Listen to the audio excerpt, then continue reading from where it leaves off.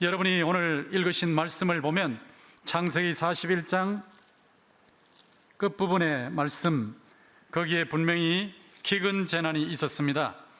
56절에 보면 온 지면에 기근이 있음에 요셉이 모든 창고를 열고 애굽 백성에게 팔세 애굽 땅에 기근이 심하며 각국 백성도 양식을 사려고 애굽으로 들어와 요셉에게 이르렀으니 기근이 온 땅에 심함이었더라고 되어 있습니다. 그 당시에 기근 재난이 있었습니다. 지금은 코로나 재난이지만 요셉 당시에 기근 재난이 있었습니다. 이 기근 재난에 특별히 심한 지역은 애굽이었습니다. 지금도 특별히 심한 지역이 있고 덜 심한 지역이 있지만 그 당시에도 애굽은 특별히 심했고, 그리고 전 세계 각국도 역시 세계적인 기근 재난을 당하고 있었습니다. 지금과 똑같다고 할 수 있겠죠. 코로나 재난을 전 세계 각국에서 겪고 있지 않습니까? 이런 재난, 전 세계적인 재난이었는데 온 지면에 임했고 온 세상에 임하는 재난이었습니다. 이런 재난을 우리가 성경을 통해서 볼 때 아브라함 때도 재난이 있었습니다. 그 재난이 역시 기근 재난이었습니다. 아브라함 때도 기근 재난이 있었고 아브라함의 아들 이삭 때도 기근 재난이 있었습니다. 그리고 아브라함의 손자 야곱 때도 기근 재난이 있었습니다. 아브라함의 때에도 기근 재난이 있었고 또 이삭 때에도 기근 재난이 있었고 야곱과 그의 12아들의 때에도 기근 재난이 있었습니다. 분명히 하나님의 택하신 백성들인데 아브라함과 그 후손을 통해서 천하 만민이 복을 받겠다고 하나님이 약속하신 축복의 선민인데도 불구하고 분명히 그들이 기근 재난을 당했습니다. 여기 아브라함이 당했고 이삭이 당했고 야곱이 또 그의 자녀들과 함께 당했던 이 기근 재난, 이것이 특별한 죄악 때문인가? 제가 성경을 통해서 쭉 살펴보지만 성경에는 아브라함 때에 아브라함이 당했던 기근이 아브라함이나 다른 사람들의 죄 때문이라는 기록이 없습니다. 이삭 때도 이삭이 당했던 기근이 이삭이나 다른 사람들의 죄 때문이라는 것이 없습니다. 야곱 때에도 역시 요셉도 함께 이집트에서 겪었는데 이 재난이 특정 죄악 때문이라는 것이 없습니다. 물론 제가 여러 차례 말씀드린 대로 재난이 죄 때문에 오는 것은 사실이죠. 원죄와 각 사람의 실제적으로 짓는 실죄 때문에 오는 것은 사실이지만 특정인과 특정 그룹의 특정 죄악 때문에 그런가? 그런 경우도 있지만 그렇지 않은 경우도 있다는 것입니다. 소돔 고모라는 특정 지역이었고 소돔 고모라 사람들은 특정인들이었죠. 그 특정 지역의 특정인들이 동성애를 비롯한 교만과 또 나누지 아니함과 포악함과 이런 죄악 때문에 하나님께서 하늘로부터 유황불 재난을 내리셨죠. 그 소돔 고모라 재난은 분명히 특정인들의 특정 죄악에 대한 하나님의 심판이었던 것이 사실입니다.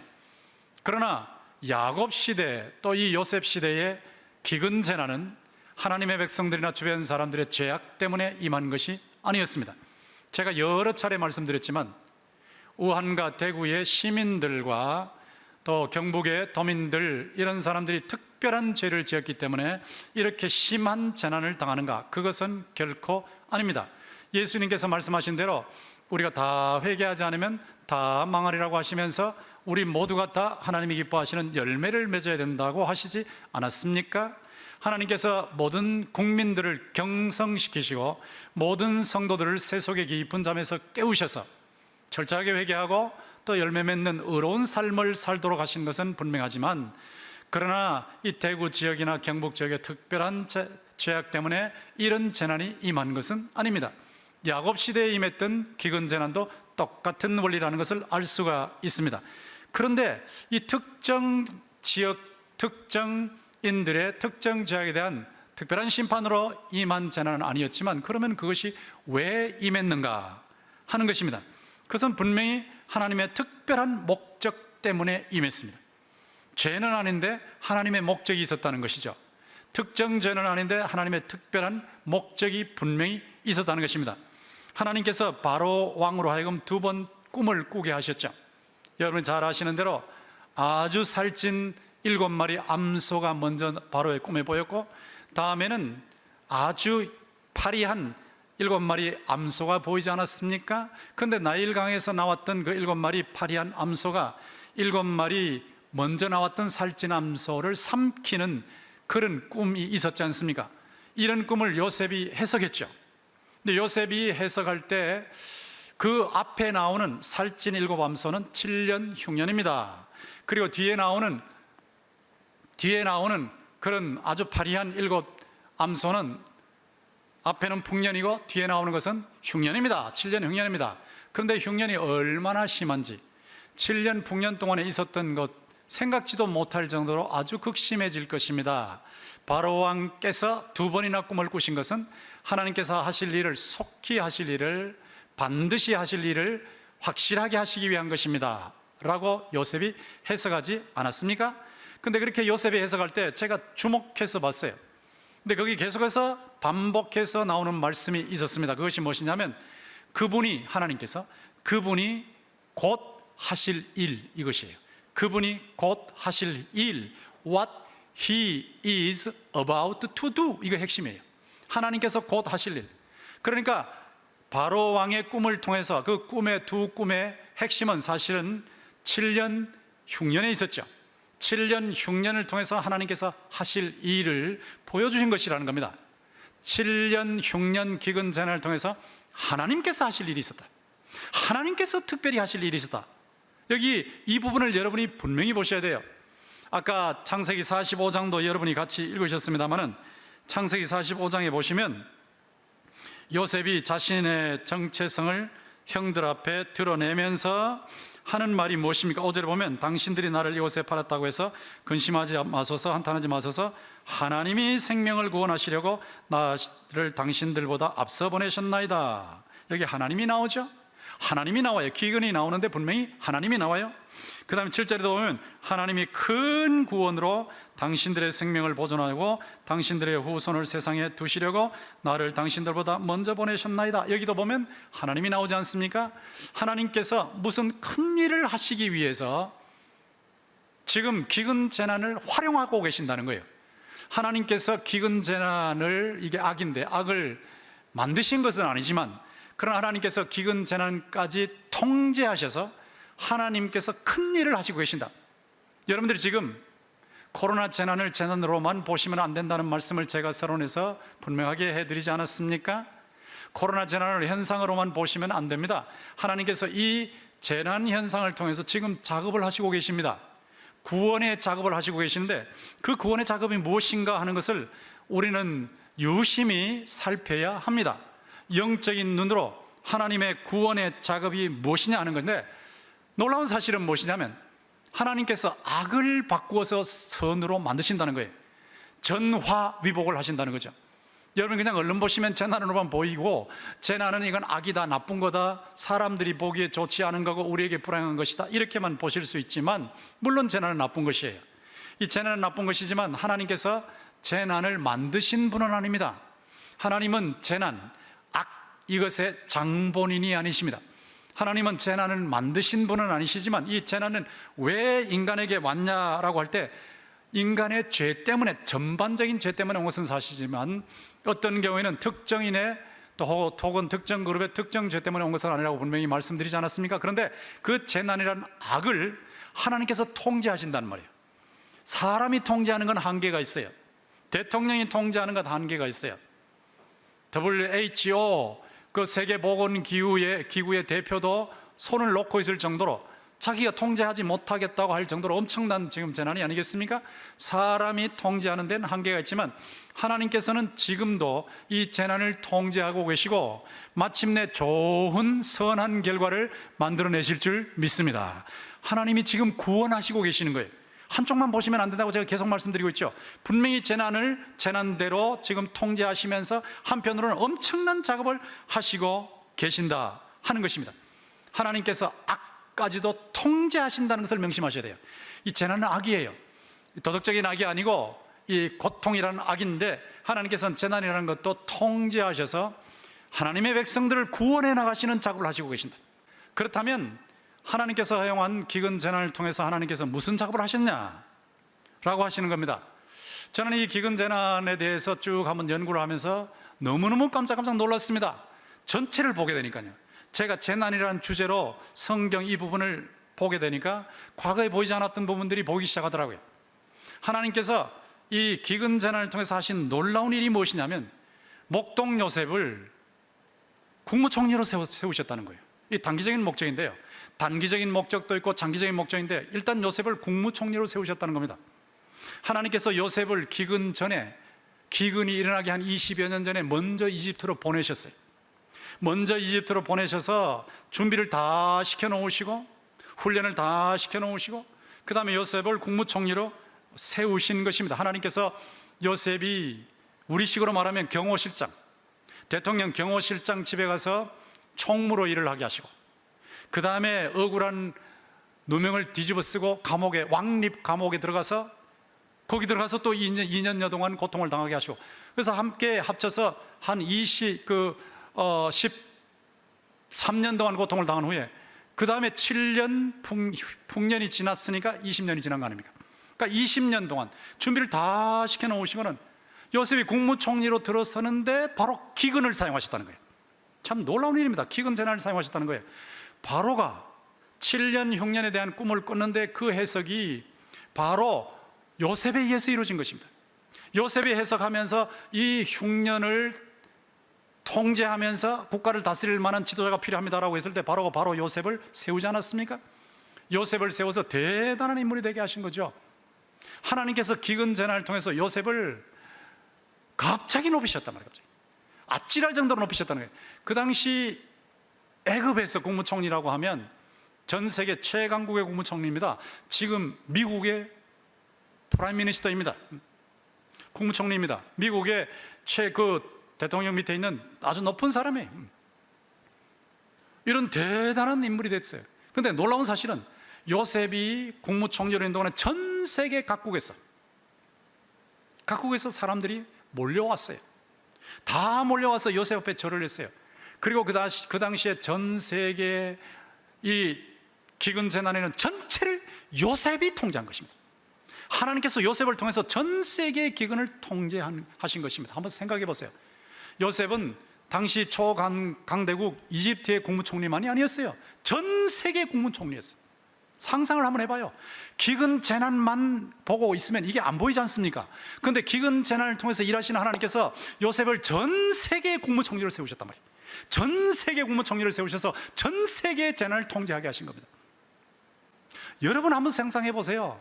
하나님이 이런 구원을 이루실 걸 누가 알았습니까? 요셉도 사실은 그것이 기근재난을 통해서 일어났을 것을 몰랐을 거예요. 요셉의 아버지도 몰랐을 거예요. 형들도 몰랐을 거예요. 그 당시 누가 알았겠습니까? 하나님만 아시고 계셨던 것입니다. 하나님께서 요셉을 기근재난을 통해서 국무총리로 세우시는 놀라운 구원 작업을 이루셨는데 이렇게 일하신 하나님 지금도 살아계신 줄 믿습니다. 이 하나님이 지금도 일하신단 말이에요. 하나님이 이 코로나 재난을 통해서 어떤 엄청난 작업을 하고 계시는가 여러분이 내다보셔야 돼요. 제가 몇 차례 말씀드렸지만 국민들과 성도들 전부 깨워서 그릇된 이념에서 벗어나라고 하는 경고를 하시고 계시지 않습니까? 특별히 성도들을 깨워서 이단에 절대 들어가지 마라, 이단에 들어갔다면 거기서 나오라, 얼마나 하나님께서 경고하시고 계십니까? 뿐만 아니라 성도들이 세속의 깊은 잠에 들어있는데 이 잠에서 막 흔들어 깨우시는 하나님의 섭리를 보시지 않습니까? 이런 통치를 하시는 하나님께서 여러분 한 사람 한 사람, 성도 한 분 한 분, 성도 한 사람 한 사람을 어떻게 통치하셔서 놀라운 일을 이루실지 우리는 기대할 만하단 말이에요. 저는 이번 재난 너무나 가슴 아픈 일이지만 하나님께서 이 재난을 통해서 놀라운 일을 이루시고 계심을 믿습니다. 놀랍게 일하시고 계시는 하나님을 봐야 됩니다. 하나님, 그래야 우리가 신뢰를 할 수 있는 거예요. 이것만이 아니에요. 야곱이 어떻게 대응했습니까? 자신의 아들들이 베냐민 데리고 가야 되는데 보내주셔야 됩니다. 안 보내주시면 우리가 계속 정탐으로 당합니다. 이렇게 했을 때 아버지가 끝까지 안 보내려고 그랬죠. 내가 요셉도 잃었어, 시몬도 잃었어, 근데 이 막내 베냐민까지 잃으면 나는 못 산다, 내가 울면서 무덤으로 내려간다. 그렇게 하다가 마지막에 야곱이 뭐라고 말하냐면 돌아서죠. 돌아서면서 내가 아들을 잃게 되면 이르리로다. 전능하신 하나님께서 역사하시게 될 것이다 라고 하면서 아들을 보내지 않습니까? 이 붙인 야곱의 신앙의 결단이에요. 지금까지 야곱이 어떻게 사는지 한번 생각해 보세요. 야곱이 하나님께 철저한 결단을 내리고 완전히 자신을 던지는 일은 사실은 제대로 하지 못했던 거거든요.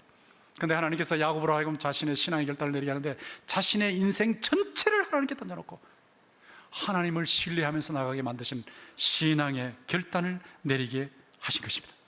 이 놀라운 작업을 하나님이 하셨어요. 요셉을 국무총리로 세우시고 형제들을 성화시키시고 아버지를 신앙의 결단을 내리게 하시는, 신앙의 족장으로 하여금 결단을 내리게 하시는 놀라운 구원의 작업을 하시면서 야곱의 일가를 구원하신 겁니다. 야곱 일가를 구원하실 때 제가 이렇게 쭉 살펴보니까 바로 왕이 야곱에게 지금으로 말하면 리무진까지 보냈어요. 리무진. 그리고 이집트의 가장 좋은 것을 주겠다고 해서 베스트, 이집트의 베스트를 주겠다. 하나님께서 야곱 일가를 구원하실 때 바로 왕의 총애를 받게 하셨어요. 이집트의 최고의 것을 받게 하셨어요. 분명히 재난이에요. 분명히 재난인데 하나님께서 이렇게 야곱 일가를 구원하시게 된 것입니다. 이것을 우리가 놓고 봤을 때 하나님께서 얼마나 놀랍게 일하셨는지, 그래서 요셉은 이것을 분명히 이렇게 말했죠. 45장 4절 5절 보면 나는 당신들의 아우 요셉이니 당신들이 애굽의 판자라. 당신들이 나를 이곳에 팔았다고 해서 근심하지 마소서, 한탄하지 마소서. 하나님이 생명을 구원하시려고 나를 당신들보다 먼저 보내셨나이다. 요셉은 재난의 현상만 본 것이 아니라 하나님께서 먼저 보내셨다는, 먼저 보내신 하나님을 보았어요. 생명을 구원하시려고 먼저 보내신 하나님의 구원의 손길을 본 것입니다. 이게 하나님의 작업입니다. 이게 단기적인 목적이죠. 장기적으로는 뭡니까? 야곱의 후손이 끊어지면 메시아 족보가 끊어져요. 하나님께서 야곱의 후손의 생명을 쭉 연결시키셔서 그 후손을 해서 예수 그리스도까지 오게 하셔서 예수 그리스도를 통해서 만민을 구원하시는 작업을 하시게 된 겁니다. 하나님께서 재난을 통해서 하나님의 구원 통치를 이루시게 된 것입니다. 예수 그리스도의 십자가의 죽음과 부활을 통해서 우리를 구원해내시고 지금도 우리에게 무슨 일이 나도 모든 것이 합력하여 선을 이루게 하시고, 그리고 우리가 세상을 떠나서 천국에 가면 천국에서 영원한 지복을 누릴 수 있도록 통치하시는 이 놀라운 구원, 이 구원이 맥을 이어나갈 수 있도록 만드신 이 장기적인 작업을 하신 것입니다.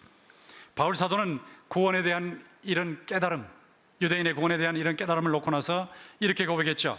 로마서 11장 33절과 36절 화면에 있는데 같이 한번 읽어보겠습니다. 시작.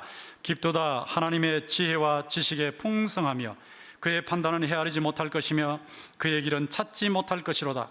이는 만물이 주에게서 나오고 주로 말미암고 주에게로 돌아감이라.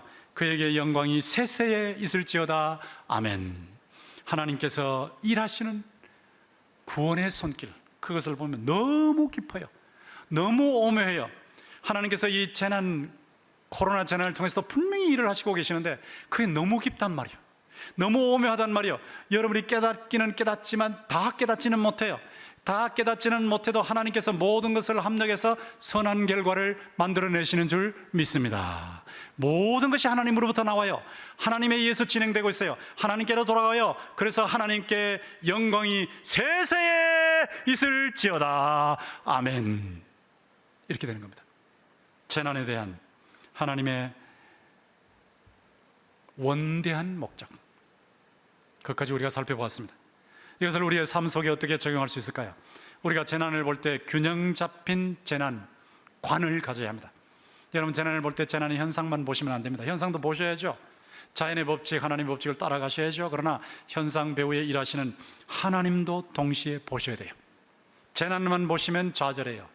재난만 보시면 신사타령해요. 재난만 보시면 원망해요. 그러나 재난의 배후에 하나님께서 선한 손길로 구원하시고 계신다는 것을 보시기 시작하면 여러분 마음속에 감사가 나옵니다.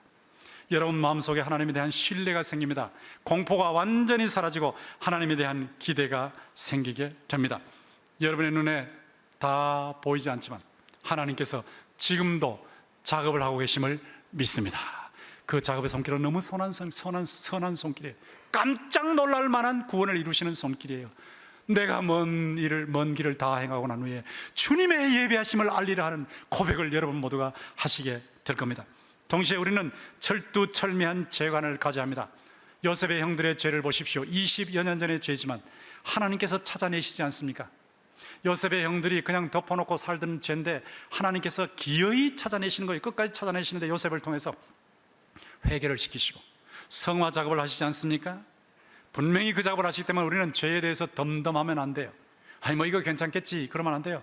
몇십 년 전의 죄를 할지라도 반드시 찾아내서 하나님께서 그것을 통해서 회개를 시키시고 그것을 통해서 여러분을 성화시키시기 때문에 몇십 년 전 죄라도 철두철미하게 회개해야 합니다. 철두철미하게 구체적으로 신속하게 회개를 해야 합니다.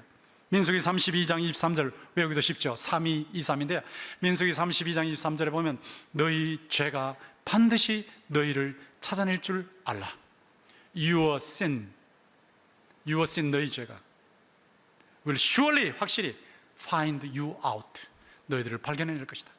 죄가 반드시 발견해낼 것이다. 이게 무엇입니까? 하나님께서 죄는 반드시 찾아내신다는 거예요.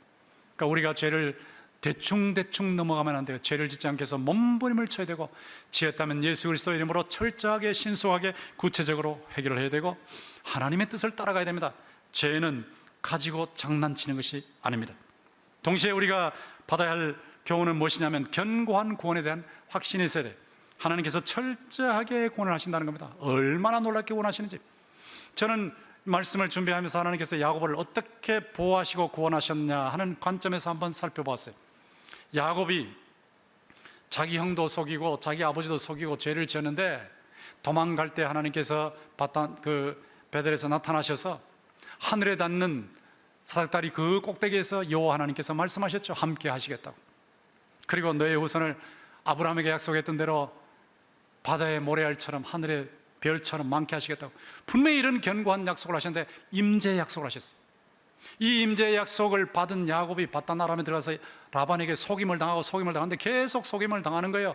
노임에 대해서 속임을 당하는데 하나님께서 놀랍게 역사하시니까 그 무늬가 있고 점이 있고 뭐 이런 양과 염소는 제 걸로 해주세요 하는데 막 무늬 있고 점이 있는 게 다 나오는 거예요. 다 나오는 거예요. 튼튼한 건 전부 무늬 있고 점이 있는 거예요. 하나님께서 라반으로부터 그 재산을 어떤 의미에서 막 뺏어가서 야곱에 주실 정도로 이렇게 넘치게 채우시는 보호를 하셨어요. 그리고 라반 집을 떠나가지고 나올 때에 라반도 자기 자녀들과 함께 야곱을 죽이려고 그랬고, 너 나중에 야곱의 형 에서도 400명 건드려 와서 야곱을 죽이려고 했는데 하나님이 얼마나 철저하게 보호하셨냐면 여호와의 군대가 나타난 겁니다. 하나님의 군대가 나타나서 철저하게 보호하신 거예요. 이렇게 보호하신 이 하나님께서 야곱 일가를 기근 재난 속에서도 요셉을 통해서 철두철미하게 보호하시되 이집트의 고위층으로 만드셔서 보호하시는 이런 놀라운 역사를 우리가 보게 되는 것입니다. 여러분들이 기도하시고 나가실 때 하나님께서 놀랍게 재난을 통해서도 구원을 이루실 줄 믿습니다. 재난을 통해서 구원하시는 하나님을 보십시오. 그러면 여러분이 공포가 사라집니다. 하나님 지금도 여러분의 아는 부분에도 일하시지만 모르는 부분에도 일하시고 계세요. 하나님의 구원의 손길을 살피는 기회입니다. 여러분의 영적인 눈을 뜨셔서 하나님이 무슨 작업을 하시고 계시냐 유심히 살펴내십시오. 그리고 동시에 신앙도 키우시고 실력도 키우십시오. 요즘 재난을 통해서 우리 성도들의 신앙이 부쩍부쩍 자란다는 고백을 제가 듣고 있습니다. 아이들과 함께 예배를 드리면서 얼마나 믿음이 견고해지는지, 하나님을 더 깊이 만나게 되고 더 큰 은혜를 받게 된다, 이런 고백을 듣고 있습니다. 뿐만 아니라 이런 가능도 있지 않습니까? 확진자가 나올 때 초기에 막 확진자가 쏟아져 나오는데 2단 중에 확진자가 나올 때 유증상자 중에 처음엔 80%라 그랬어요. 지금 60%라 그러는데 점점 내려가지만 어쨌든 유증상자 중에 엄청나게 많은 확진자가 나오는 거예요. 그런데 아는 사람 중에 6명 정도가 유증상자였는데 간절하게 기도하는데 하나님, 이 유증상자가 확진자로 절대로 나오지 않도록 하나님이 눈동자처럼 보호해 주십시오 하고 간절하게 기도하는데 그 기도를 하나님이 들으셔서 그 유증상자 6명 중에 한 사람도 확진자로 나오지 않도록 하나님이 역사하셨는데 이 놀라운 하나님을 찬양합니다. 이렇게 일하시는 하나님이란 말이죠. 우리는 이런 의미에서 신앙과 실력을 키워서 요셉처럼 어떤 기회가 왔을 때 그 기회에 하나님이 쓰시는 힘을 세계를 통치할 수 있을 정도로 큰 힘으로 하나님을 영화롭게 하는 그런 준비하는 작업을 해야 돼요. 신앙도 키우고 실력도 키우는 이런 계기로 삼으셔야 합니다. 재난 중에서도 하나님은 일하고 계십니다. 여러분, 우리 아버지 하나님을 절대 신뢰하시고 신앙과 실력을 키워나시기를 주님의 이름으로 축원합니다. 네.